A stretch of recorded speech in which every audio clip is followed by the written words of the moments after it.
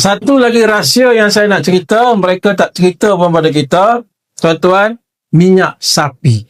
Minyak sapi ni adalah sunnah baginda Nabi SAW. Dalam makanan kuih nama haiz ada minyak sapi. Dalam banyak makanan-makanan ada minyak sapi. Dan semua saya nak bagi tahu di sini tentang kelebihan minyak sapi ni. Malam ni, tuan-tuan kena buat. Letakkan di pusat. Nasib lah kalau pusat tu dalam, bus penuh. Bus di pusat. Jangan main. Sebab dalam kitab perbuatan dulu-dulu ulama tulis tentang kelebihan pusat. Pusat ni tempat kita makan ketika duduk dalam perut mak. Betul tak? Tak makan ikut mulut, masa tu mulut tak boleh buka. Kita makan ikut pusat. Dan untuk pengetahuan ilmu, Allah letak pusat di sini bukan saja-saja. Dia ada makna dia. Kalau tak ada guna, tak ada makna, tutup sama kan boleh? Jadi dia ada makna. Setiap kejadian Allah Ta'ala ada makna dia. Bukan Allah buat sia-sia. Tuan-tuan, di sinilah tempat kita makan dulu. Dia ada saluran highway. Bukan jalan kampung. Highway terus ke jantung kita. Ni daripada pusat. Kalau kita makan ke mulut, nak kena pergi ke hati, pergi perlu proses nak masuk perut. Pusat tak? Pusat jalan terus. Ada line. Ada urat terus sampai jantung. Ada urat terus sampai ke pankreas. Ada urat terus sampai ke empedu. Ada urat terus sampai ke saraf-saraf lutut kita. Sampai ke hujung kaki kita. Ni pusat. Maka letaklah minyak sapi di pusat. Dia akan baiki perut kita. Dia akan baiki jantung kita. Lepas tu berak lawah. Cuma kena susah sikit lah. Mula-mula tu bubuh tu minyak sapi tu tak boleh nak kalih-kalih lah. Sejen dua. Kalih juga dia tubik lah.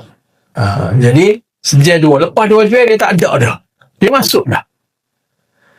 Suka dia bubuh badan kita kepada sunnah baginda Nabi SAW. Dia bagi kerjasama. Jangan main-main lah. Saya buat kajian ni tahun 2010. Letak minyak zaitun ada tangan kita ni. Pakai mikroskop. Kopong tengok. Tuan-tuan tahu apa jadi letak minyak zaitun. Semua sel-sel kulit muka. Isi muka sehingga tulang putih kita buka. Minyak zaitun tu boleh masuk. Tulang, dalam tulang tu boleh hitam tu boleh masuk. Bulu roma saya naik apa? Saya kata bodohnya aku ni. Cuma aku kenal sunnah Nabi. Sehingga begitu sekali kerjasama yang diberi oleh tubuh kepada sunnah Nabi. Kita ni jahat. Tubuh kita tengok pada sunnah Nabi. Lepas tu, habis tu bersih tubuh minyak panas. Minyak panas, biasa orang pakai tu minyak panas. Kopong pula. Semua tutup, tak buka. Tubuh tahu. Ni, tubuh kita tahu mana satu sunnah, mana satu kuno. Bubuh dia pusat. 2 jam, dia kenal sunnah baginda Nabi SAW.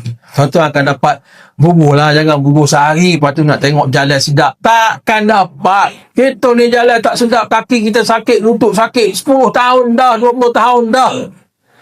Cucuk 1,000, 2,000, 3,000, lepas cucuk jadi pula, lepas cucuk jadi pula.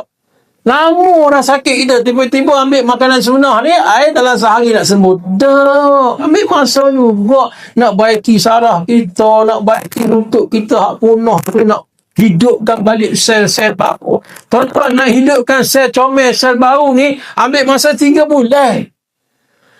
Nak buang sel lama, nak masuk sel baru balik 3 bulan. Tubuh ni. Jadi, dak lah sampai 3 bulan. Tuan-tuan, mamat seminggu 2 boleh rasa dah. Kalau dulu naik tangga, dia nak pergi tepi tangga tu. Panjat tangga dah. Pakai minyak sapi di pusat. Lama-lama tak pergi dah. Naik gitu ya. Saya bukan nak cerita hebat apa. Hebatnya sunnah baginda Nabi SAW.